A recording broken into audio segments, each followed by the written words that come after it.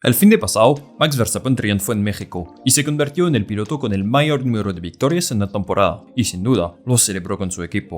Pero esta noticia no ha dejado de lado la bomba que cayó en el paddock hace unos días. Por superar el límite presupuestario en 2021, Red Bull ha sido sancionado oficialmente por la FIA. Se les ha impuesto una multa de $7 millones y se les ha reducido de un 10% el tiempo de pruebas aerodinámicas en el coche del próximo año.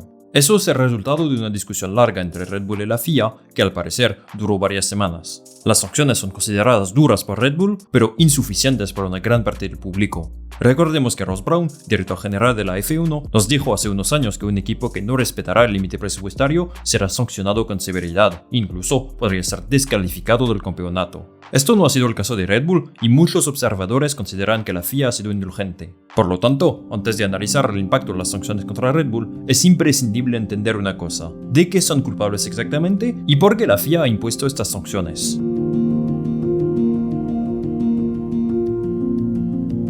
Hace varios años que la FIA y Liberty Media quieren introducir un presupuesto limitado en la F1 para que los equipos puedan controlar mejor sus gastos y ayudar a los más pequeños a acercarse a los mejores. Por ejemplo, Williams y Red Bull tienen el mismo presupuesto deportivo. En 2021, todos los equipos no debían gastar más de $145 millones en el desarrollo de los monoplazas. La FIA nos informó de que Red Bull ha gastado $2,2 millones más de lo previsto, es decir, 1,6% del límite. Según los términos de reglamento financiero de la FIA, se trata de una infracción menor. Esto se explica en el punto 8.1 del reglamento. Un equipo que se haya superado el límite presupuestario por debajo del 5%, es decir, menos de $7,5 millones, se considera que ha cometido una infracción menor. Red Bull presentó su declaración financiera para el año 2021 antes de la fecha límite del 31 de marzo. Sus cuentas muestran que no superaron el límite presupuestario, pero la FIA no está de acuerdo. Una unidad especial encargada del límite presupuestario observó errores en el expediente de Red Bull y por lo tanto juzgó que efectivamente habían superado el límite impuesto por la FIA. Los costes de un informe financiero se dividen en varias categorías: el catering, el desarrollo del alerón delantero, el desarrollo del volante, etc. Cada gasto debe entrar en la categoría correcta.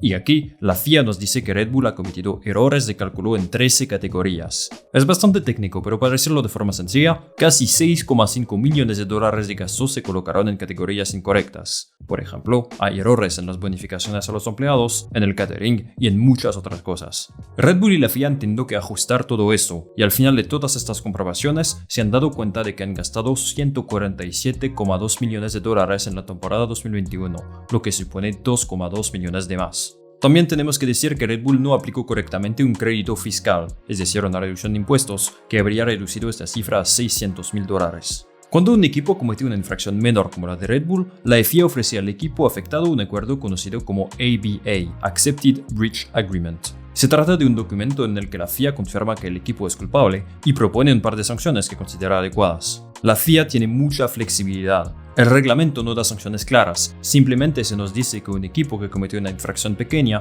puede recibir una sanción económica, una sanción deportiva o ambas. En cualquier caso, la FIA puede hacer lo que quiera. Hay que tener en cuenta que Red Bull también tenía derecho a rechazar este ABA si consideraba que las sanciones eran adecuadas, o si consideraba que la FIA hizo un error. Pero no intentaron negociar. Christian Horner cree que el error que cometió su equipo tuvo más que ver con una interpretación diferente del reglamento que con otra cosa.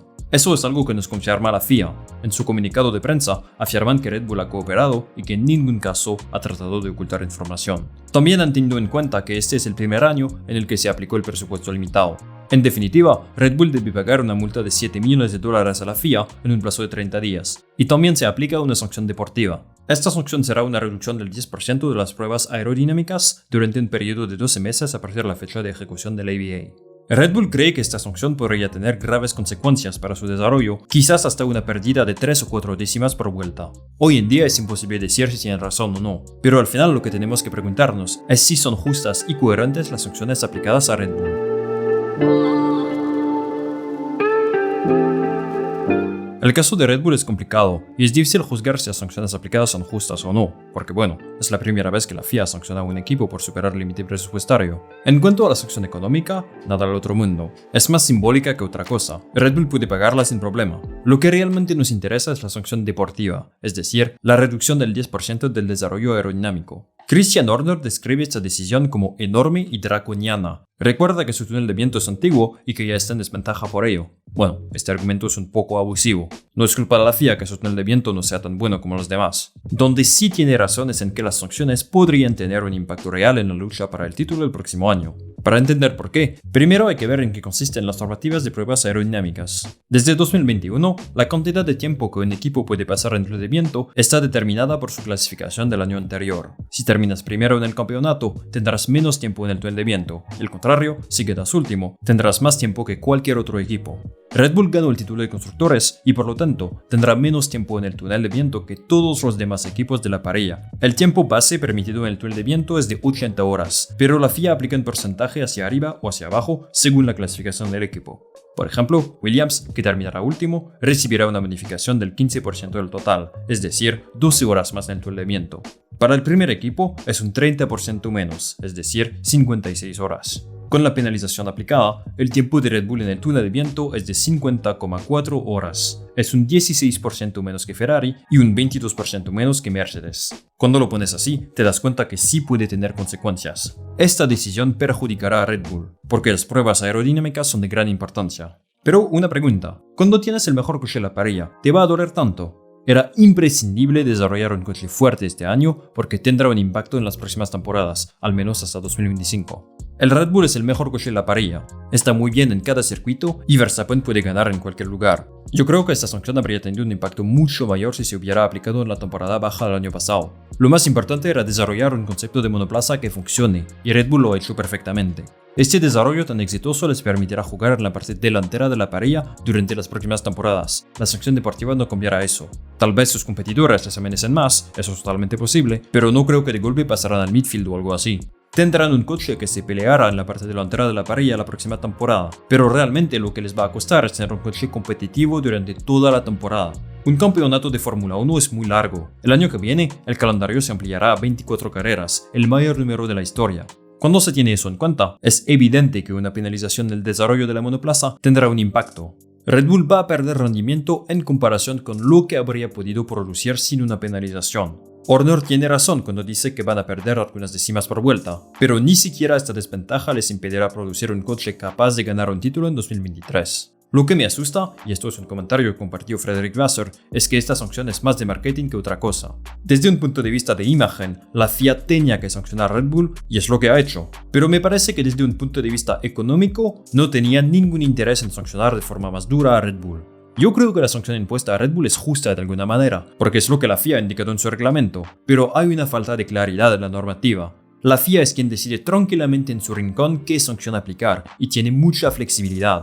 Esta imprecisión está claramente asumida por la FIA, sirve para desanimar a los equipos que quieran superar el límite presupuestario. Como no saben qué penalización van a recibir, pues los equipos creen que no vale la pena arriesgarse. Pero ¿no sería mejor establecer sanciones muy severas y claras para estar 100% seguros de que este tipo de situaciones no se repiten? Por ejemplo, si hablamos de una suspensión del 25% del campeonato, yo estoy segurísimo que no habría equipos en infracción, sin duda. Este acuerdo entre la FIA y Red Bull no convence a sus rivales. Pero en lugar de quejarse de ello, creo que hay que modificar las normas relativas al presupuesto limitado. Para Red Bull, el desarrollo del coche no será exactamente como lo que habían planeado, pero este inconveniente podría ser casi un gran golpe de marketing para Red Bull si consiguen dominar la temporada 2023. El mensaje sería que da igual las penalizaciones, su diseño de monoplaza es el mejor. Esta situación es una oportunidad para que Ferrari y Mercedes se acerquen. Hoy en día, Mercedes parece tener casi más velocidad que Ferrari, y creo que podríamos tener una gran lucha entre estos tres equipos el año que viene, a no ser que Adrian Newey se presente con alguna novedad, y esto no sería tan sorprendente. Todavía no estamos ahí, y ya tengo ganas de ver dónde estará Red Bull en 2023. Ya veremos eso en la próxima temporada. Amigos, gracias por ver este video. Hazme saber en los comentarios lo que piensas de las sanciones contra Red Bull, si son justas o no, y yo lo leeré todo. Si te ha gustado este video, por favor dale like y suscríbete, me ayuda mucho. Nos vemos pronto, chao.